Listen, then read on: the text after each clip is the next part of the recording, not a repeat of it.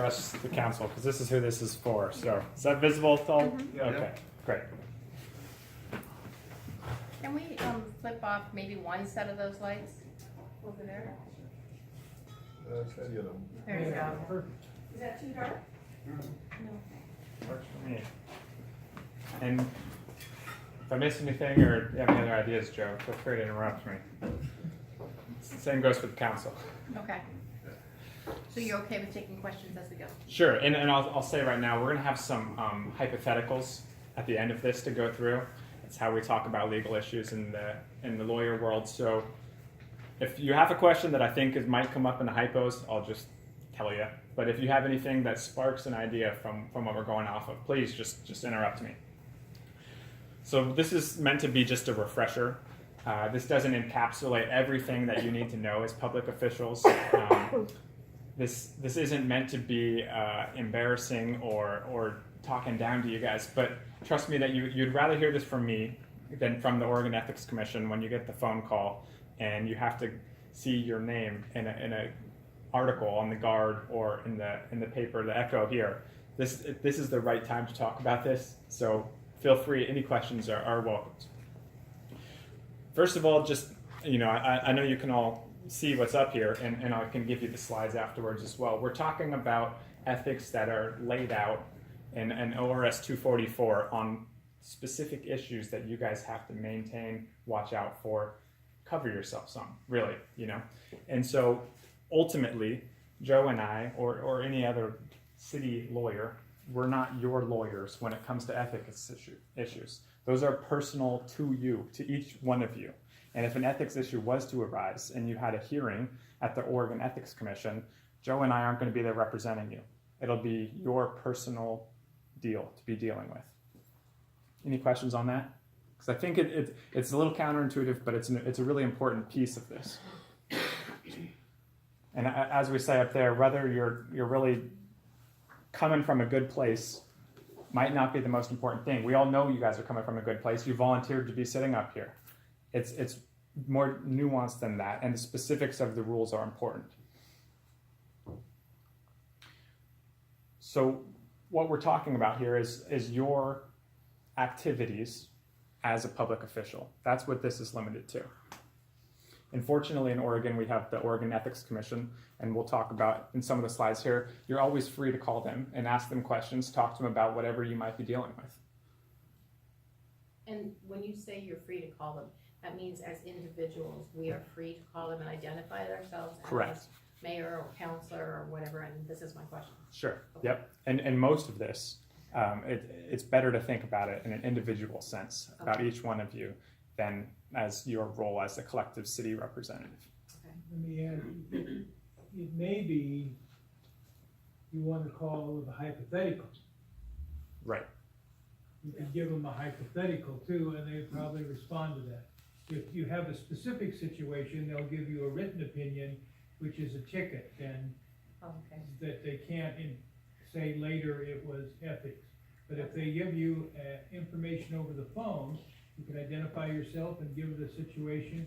Hopefully, you'll giving that fact situation before you do something. Okay. Yes. Yeah. That's a good Before clarification. you do something. Right. If I imagine if you were to call the Ethics Commission and say, "Hi, I'm Counselor Dahlstrom in Oak Ridge, and I did this," that's not some get out of jail free card. They could still look into whatever action you did. So one of the most important pieces of an ethics consideration is kind of what we're talking about here on the bottom line of that under ORS 244. We talk about unethically using your position, and the test we're most often looking for when we're weighing whether you used your position for improper benefit was that last underlined piece there. If the financial gain or avoidance of a financial detriment would not otherwise have been available but for the public officials holding the official position or office. So that's really what we're turning on here. If it's a more general benefit that happens to anyone in the city of Oak Ridge, and you also are part of that benefit, that's probably not using your position. But if you're using your position to gain something that wouldn't have been available to anyone else sitting out here, just you, and you used your position to get it, that's really what we're hammering on. Any questions? Nope, I'll just keep moving then.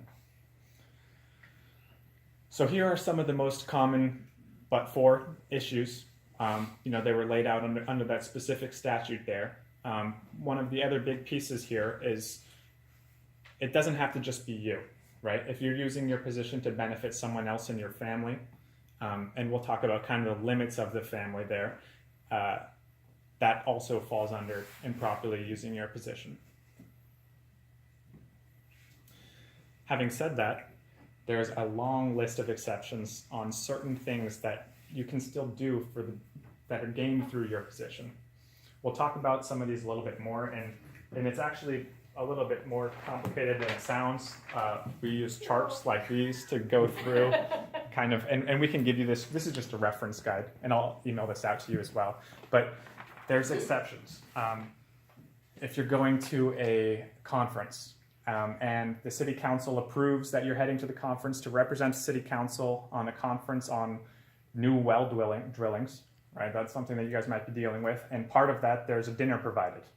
Well, that might not be, technically you're in violation of the but-for rule. You're there at a conference getting dinner that you wouldn't be getting but for your position as a counselor.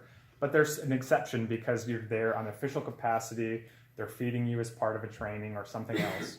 And so we can talk about some of those. Some of the other ones are like a trophy. If you were to get a plaque for service to the city of Oak Ridge, and we're assuming that plaque's not made out of solid gold or something like that, and it's not worth more than $50, that's okay.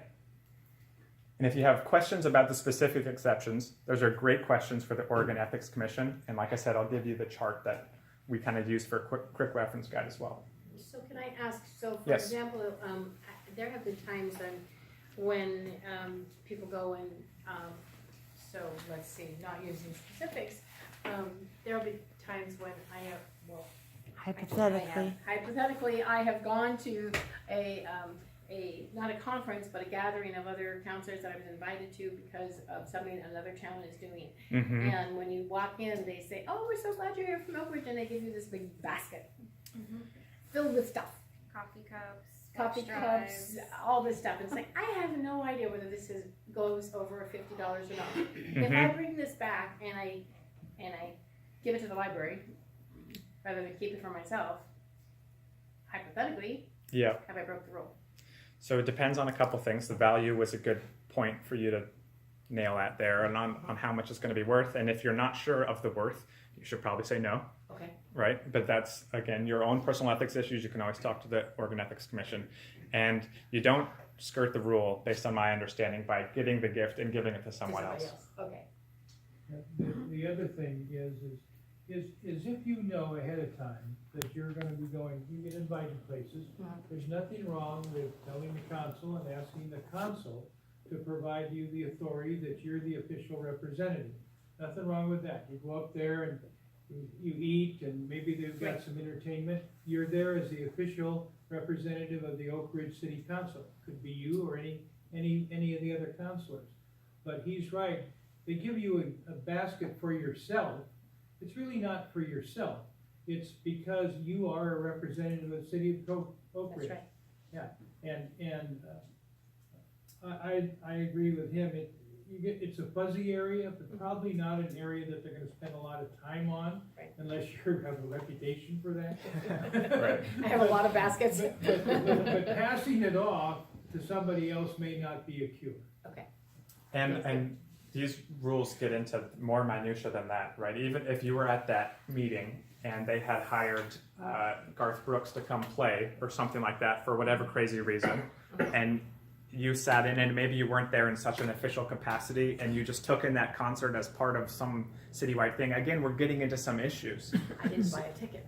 Yeah, but still, if they invited you to an event or something like that, right? So, like I said, it's more complicated than just the exceptions. We have some materials we'll provide to you guys, but it really is, as Joe said, probably not the thing that they're keying in on the most, but it is something you should watch out for. Thank you.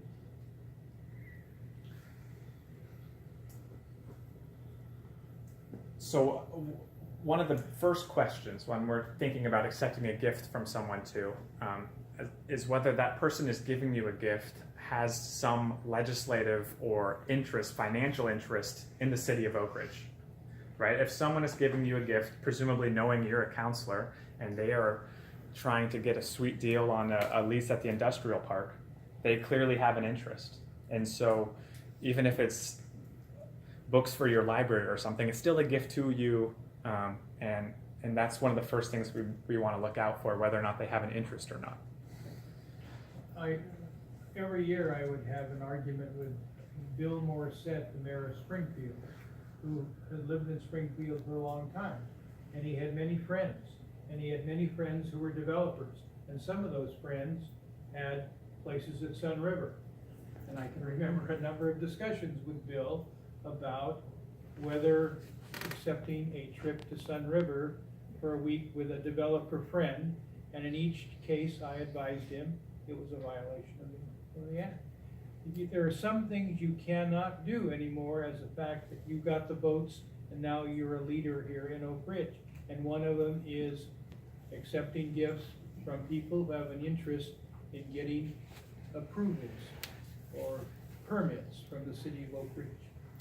And one other thing I'll point out is the statute holds you to a standard a little bit higher, that even if you didn't know that they had a legislative interest, the statute says any gifts with an aggregate value in excess of $50 from any single source who could reasonably be known to have a legislative or administrative interest.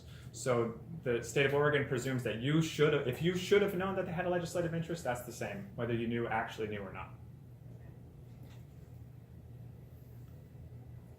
So this is just the definition of gift. It's an important piece of what you can't accept, obviously, and we talked about avoiding a detriment as well. That's kind of laid out.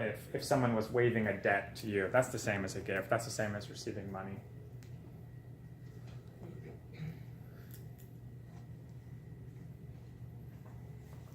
More exceptions to things that aren't violations of receiving gifts.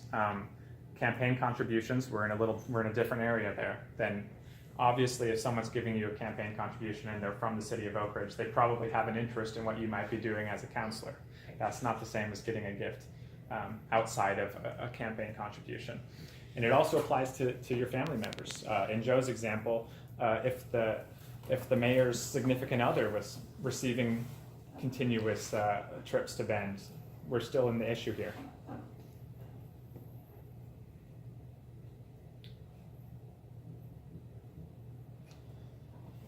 So this is what I was hitting at a little bit earlier as another exception. Food or beverage for a public official while the public official's in an official capacity representing the city at a conference, at a meeting of other cities, something where you are representing Oak Ridge. Everyone knows you're representing Oak Ridge. Hopefully the city council approved you going there to represent Oak Ridge. The meals provided at that event are okay.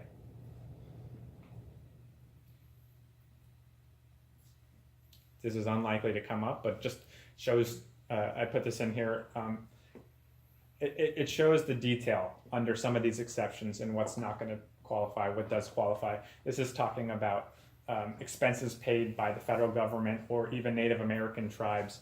You know, these are detailed statutes and they're complicated. If you have questions, talk to the Oregon Ethics Commission.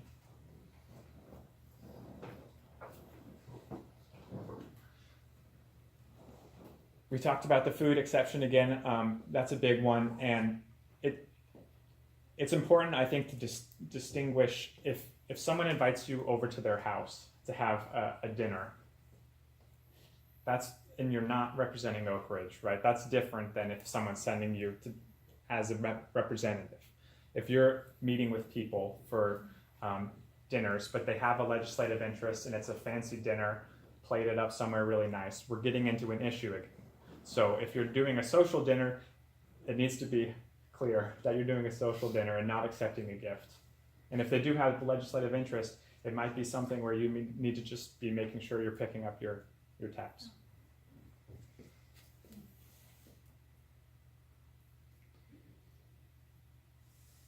I talked about the entertainment example.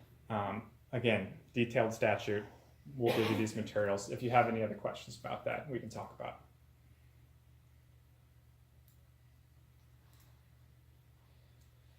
So we're talking about relatives as well. The general rule on relatives is it's your brothers, your sisters, your grandparents, your children, and your significant others. So your brother-in-law, your sister-in-law, and that's kind of the tie-off. It ends there. So a cousin is attenuated enough, typically. But if it's starting to get very substantial again, talk to the Oregon Ethics Commission. Do you have a question? Okay.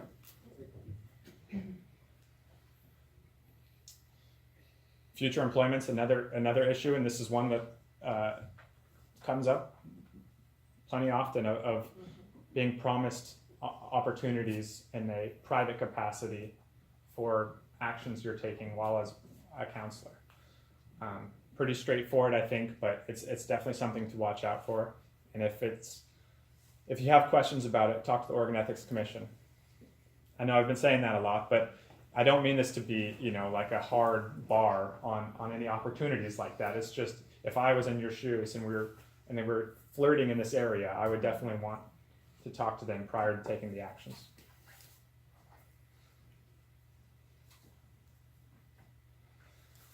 Again, confidential information, you have a responsibility to deal with the more sensitive facts that you come across in your official roles as just that, and not disclose them for your own personal gain or any other improper reason. That's the typical example of your city's gonna do some economic development in an area of town. Counselor leaves the discussion and goes out and buys a piece of property in that area of town because he or she knows that that's where it's gonna occur. What's happened there is you have information that other citizens don't have, and you're making personal financial decisions on that basis, and that's not fair. Not fair to the rest of the community.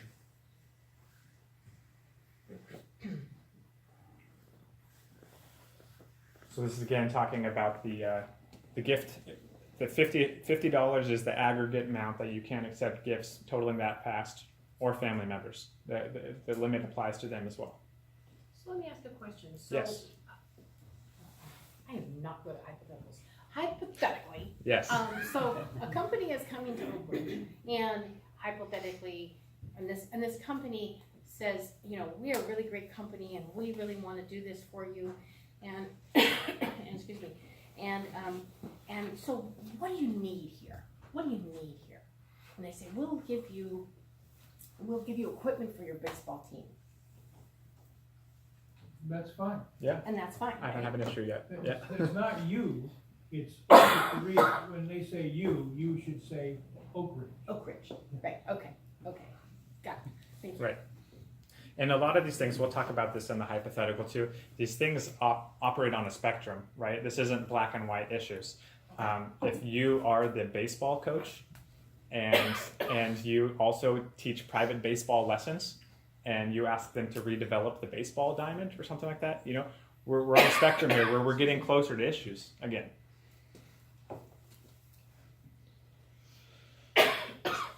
So a lot of this operates on the whether something's a conflict of interest, right? And what is a conflict of interest is one of the key issues on determining whether you need to not be involved in something or whether you can be involved in something.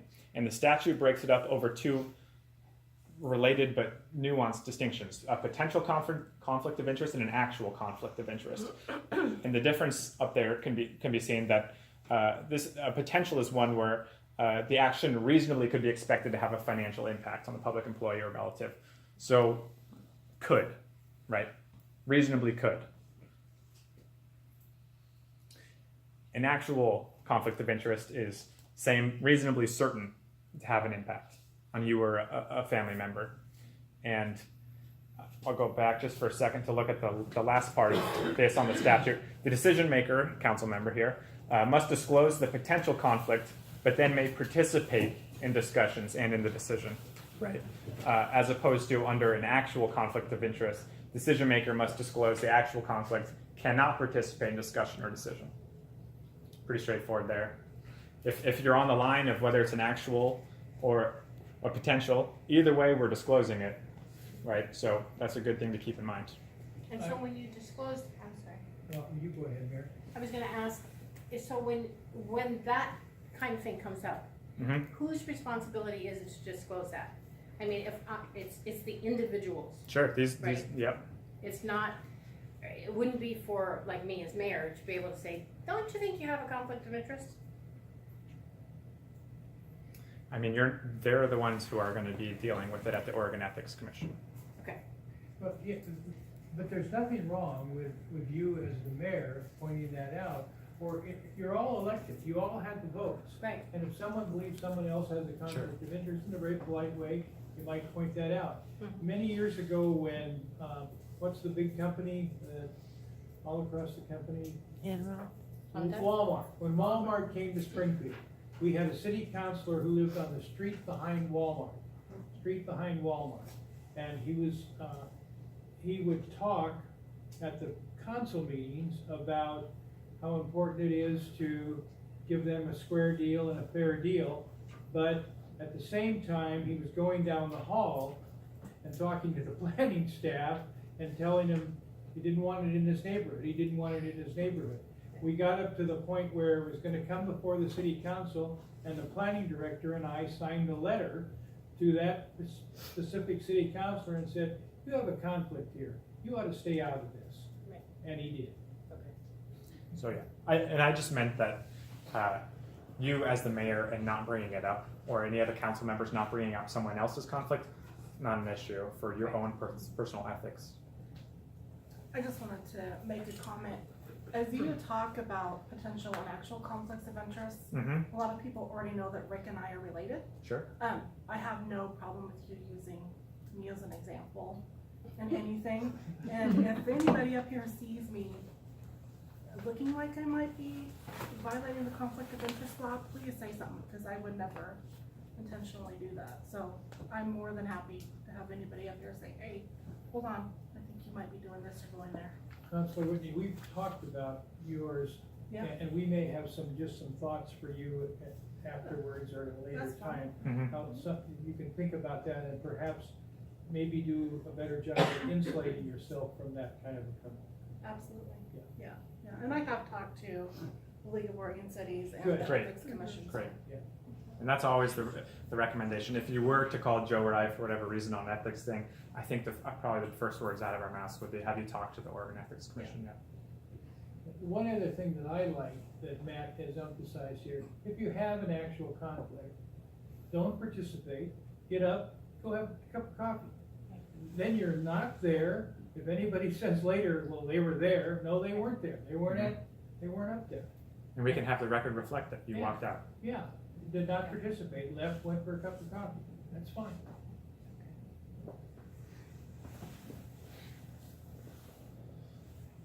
So this is kind of talking about, these are tough situations, and you have some options on how you're going to handle the situations if you get into trouble. Typically, we always tell people, err on the side of caution. That's just easier, especially if we're talking about de minimis type gifts of a gift basket or something else. Don't accept it. You don't have to participate. You don't have to vote on the matter that might present a conflict. That's always going to be your call, right? You were elected to do a job, and I respect that completely. But if you're worried about it, this is a great option.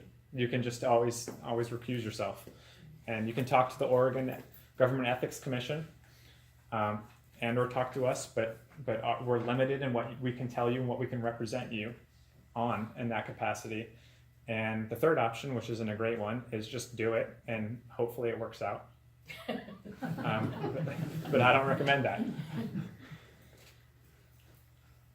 So I'll give you guys these slides. They have the Oregon Government Ethics Commission contact information on there, and we can do some hypotheticals. So I'll let you guys just, can you all read that okay? So I'll give you a chance to read it, and then we can talk about it. Lauren, Yeah, could I get a folding chair? Would you Yes. pop one, that'll be $1. I'm not sure I can accept them.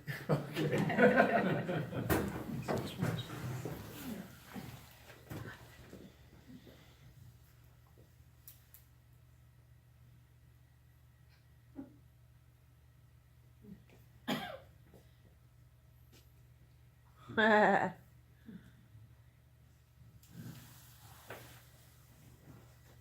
Anyone care to weigh in on any issues they see here?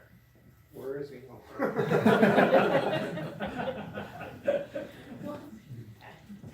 It would be different if he handed it to the city administrator and said, I wanna contribute to the city of Oak Ridge, as opposed to each individual counselor. It would be better for the city probably in the second example, but ethically, I don't see anything wrong with this because Warren Buffett presumably doesn't have a legislative interest in your roles as city councilors. It's different if he wants to put in a bank in the industrial park, but if he's truly doing it out of the kindness of his heart and doesn't have any invested interest in Oak Ridge, this is fine. Even if you don't have a, like, your campaign fund, I mean, what You is could he do giving that. it to you for? Just because he likes us? He thinks you're doing a great job. I'm sorry, This is I the live gift law. horses in This the is- mouth. This is the law, but if it was $10,000, it would probably be worth a phone call. Yeah.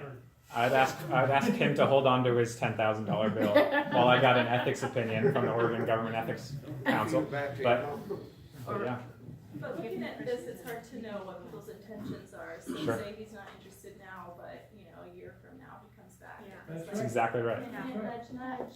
Remember that 10 grand I gave you? That's exactly right.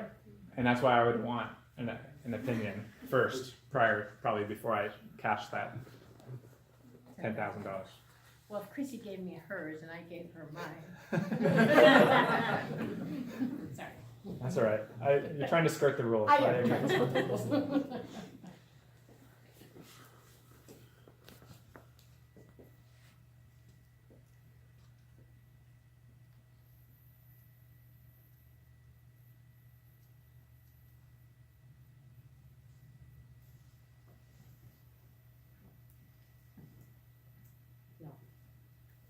So after the first paragraph or the first part up there,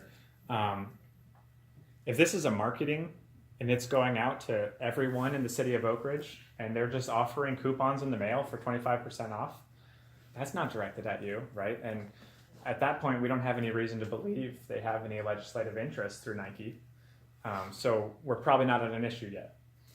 As we go into the second issue, if it still is just a coupon that's going to everyone in Oregon, the fact that we're doing a bike share program, probably still not a problem. But if we find out that they only went to Oak Ridge and Nike is competing with someone else to get this bike sharing program, we're getting close, right? Gray issues, but we're getting pretty close to the scale of where you might not want to use that marketing or coupon.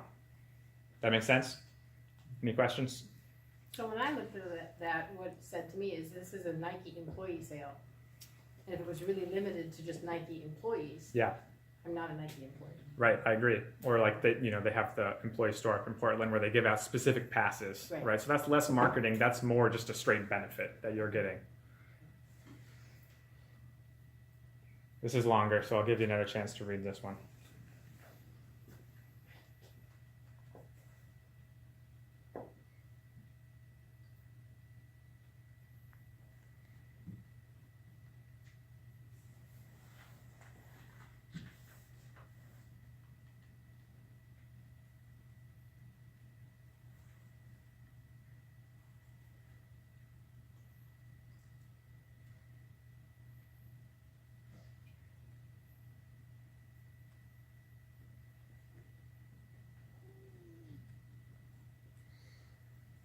It's using city to your advantage to help your Yeah. campaign. Right. First issue there is we are in violation of election laws, right? You're using your seat, you're using your power to gain an election advantage.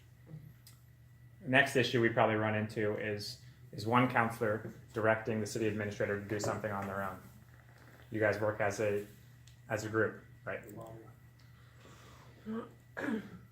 And the last piece, again, we're in election problems. If you're planning to use reports that you've asked to be commissioned as election materials to further your attempts at getting elected, that's abusing your position.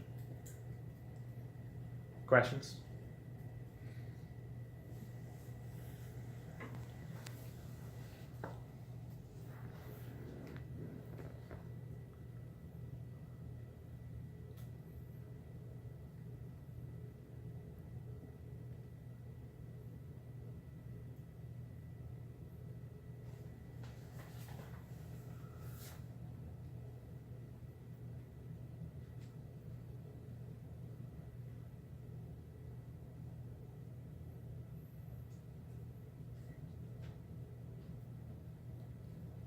These are some pretty.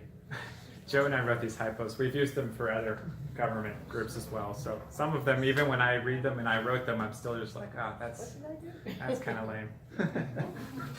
Violating public meeting law. Exactly, in a couple different ways, right? So the first one is if you have a routine email sent out where everyone's on the email, we're having a public meeting at some point if you're doing it continuously and regularly.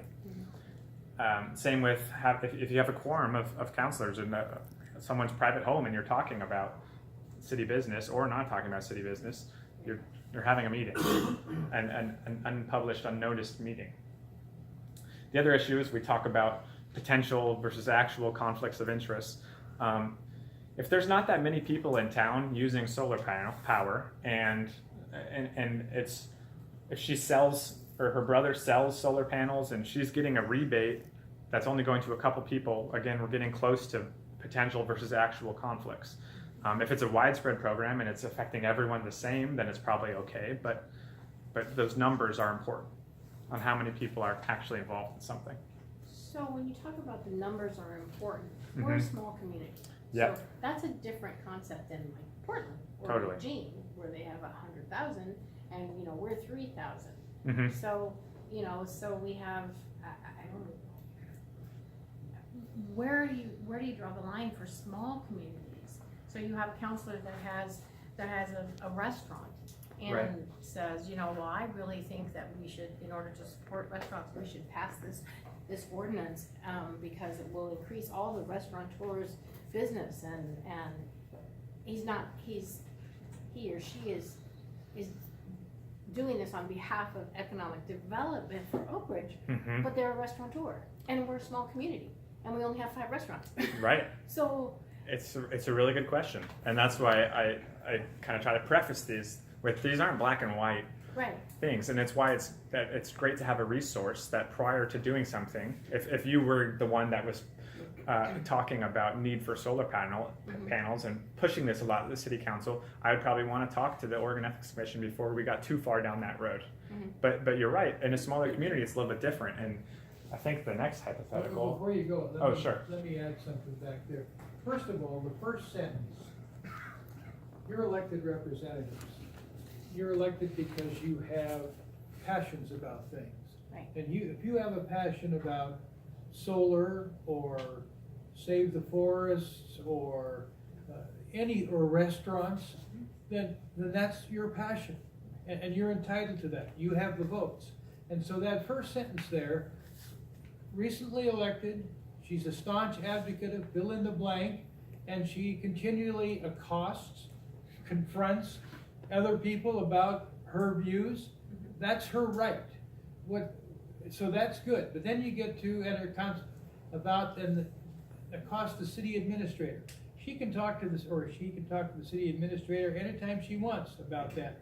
What she can't do is say, this is what the council wants you to do, and she can't say, I want you to do this and order the city administrator. But she can tell the city administrator her views because she's elected. So the first sentence is fine. It's when we start to get beyond that. And I think if you've got, in our example, let's use your example, the restaurant one, I think there's a potential conflict, but I think you would disclose it and you would be able to vote because there's enough. You're trying to raise restaurants for the entire community. But I'm going to come back to his deal after I've told you that's not your free ticket on ethics. You still need to make the call to the ethics commission. Yeah.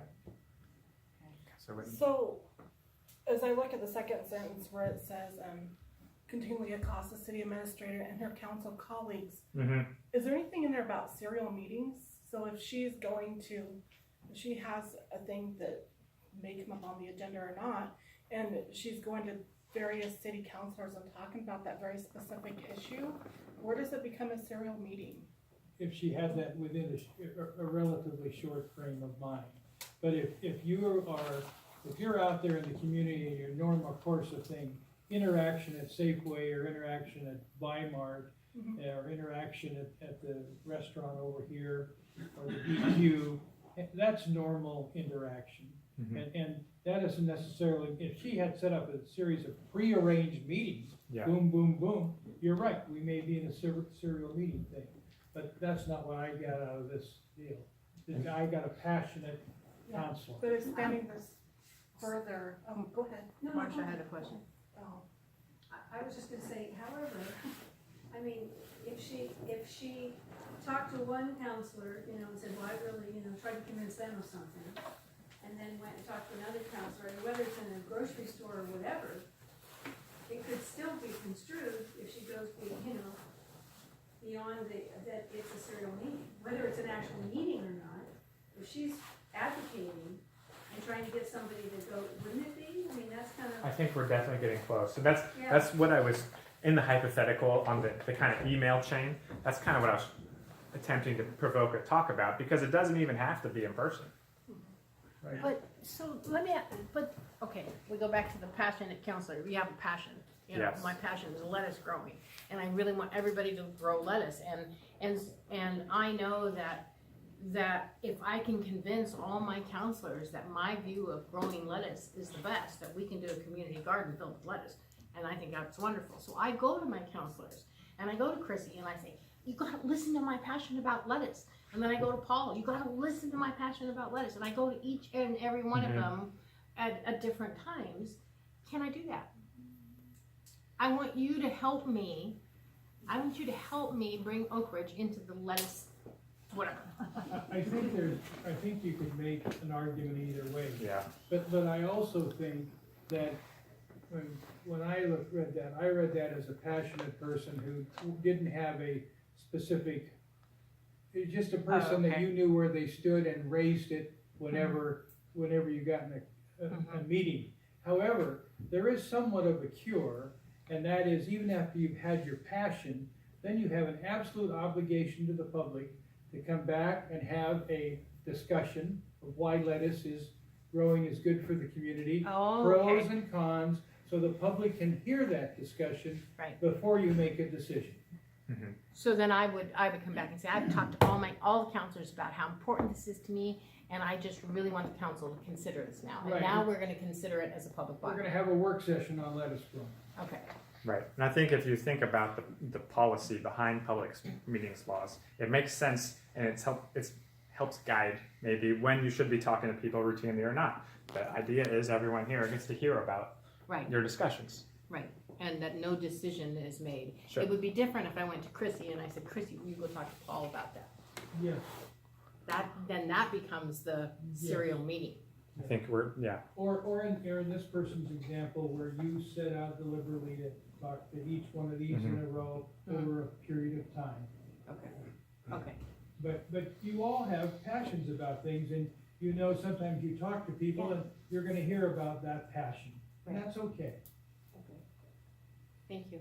Yeah, and we were talking a little bit about your example earlier, so instead of going fully into this one, there was a similar example as your restaurant one, where one council member's main thing is lowering tax rates for commercial taxpayers. And if he happened to be the largest commercial taxpayer in town, and all of his other friends were the other large taxpayers, you know, we operate on a spectrum, we're getting close to an issue, it's a potential conflict, he should probably disclose it.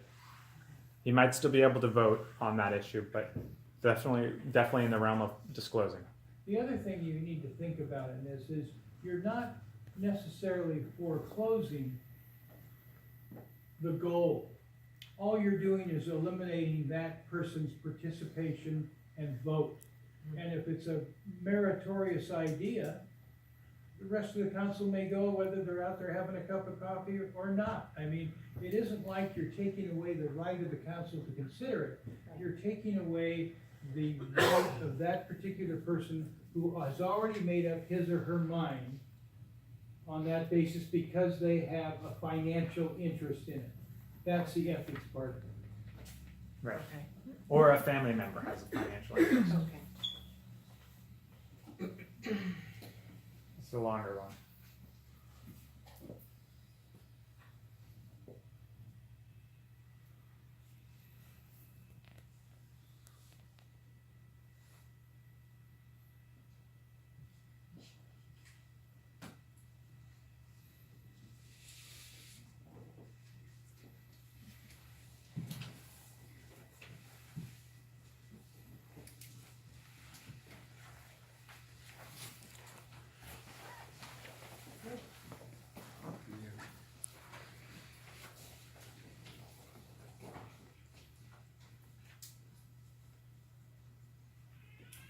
Any comments?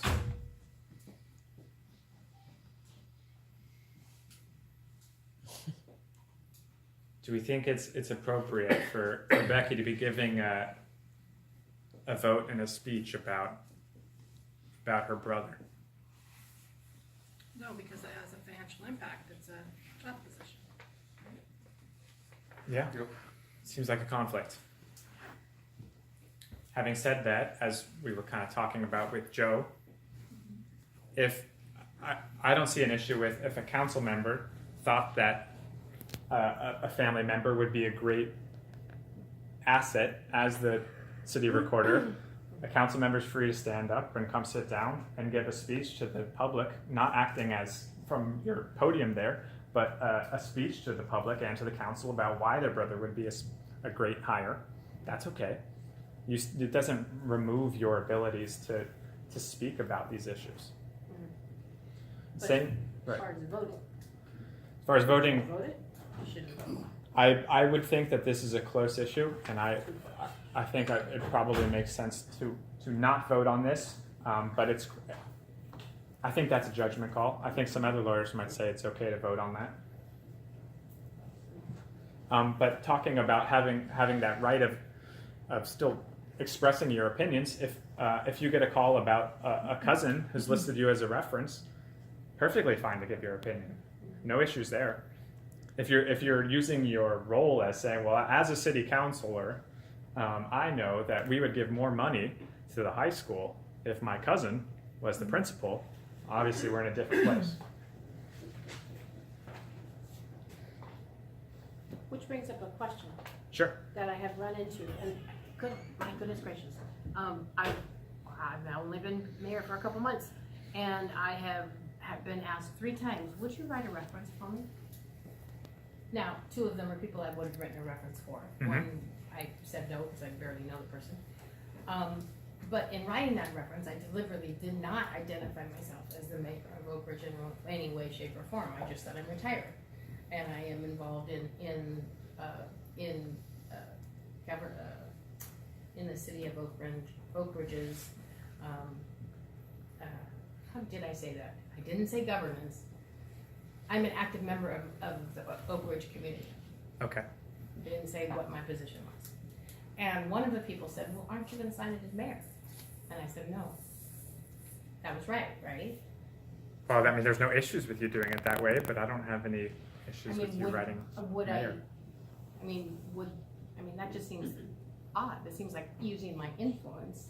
Well, first of all, I would not use city stationery. No, I didn't. Right. That's a good clarification. Secondly, I'd make it clear, if it was me, I would make it clear, you could say in the letter that you're the mayor of the city, Mhm. along with, or you head up this campaign, or you the chair of this, just like Okay. you would do. You have to qualify yourself when you write Right. letters of recommendation, so qualify yourself, and then sign your name.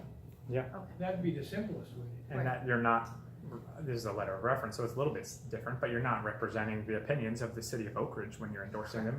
And it's your personal opinions of endorsing that person. Okay. But you can qualify yourself. But I can qualify Sure. myself as, I'm writing a reference and I happen to also be the mayor. Right.